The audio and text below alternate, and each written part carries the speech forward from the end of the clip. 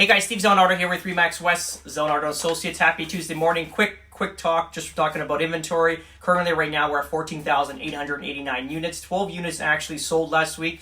So that number 14,889 is very similar to last week. So what's happening is inventory is getting listed and inventory is coming off and the number staying stable. So this is good news for sellers that are trying to sell their property for top dollar right now, because obviously there's still a lack of inventory, because at this point right now, let's say year over year, past history year over year, in this month here should have been about 17 to 18,000 units are for sale. Now we're just at about 14,000 units. So what this is doing is creating more interest on sellers' property right now, where we're getting into bidding wars and getting over asking. So good news for sellers going forward.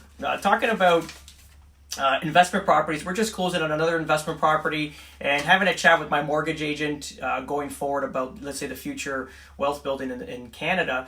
And I'll give you a little bit of background about my mortgage agent. He owns his own brokerages. He's got well over 100 employees working directly for him, and they finance over $1 billion in real estate per year. So very knowledgeable, very experienced, and this is the go-to guy in all my investments and also for my clients, right?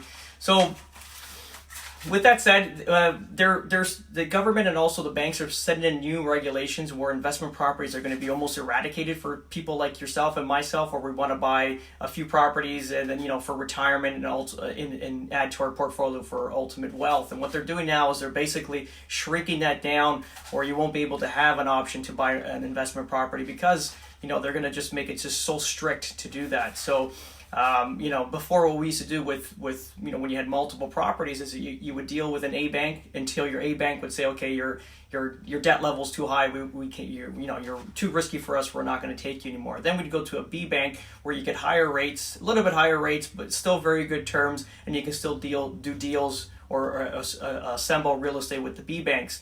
And then what happens with the B banks, at some point they're going to cut you off there. Then you can, there's other ways to do it where you joint venture and you kind of move things around in corporations, stuff like that. You can still sort of close in these B bank areas. But now what they're doing is they're basically squeezing this all down where you won't have an opportunity to do that anymore. So someone like us or myself that want to keep investing in real estate and see the future in wealth building, and that we're not going to have an option anymore. And believe it or not, America is looking more friendly or capitalist friendly than Canada is right now. So we're going to have to make a shift in the next year or two and maybe focus out there. But with that said, if you haven't purchased any real estate, like a second property or an investment property, and you're sitting on the fence, the hourglass has been flipped, and there's going to be a limited time to do that. So yeah, reach out to whoever you got to reach out to, if you have a realtor or a mortgage agent, or if you want to just give me a chat regarding future investments and how to get it done now during this period. Give me a call, 647-962-4372. Thank you. Have a great day, guys.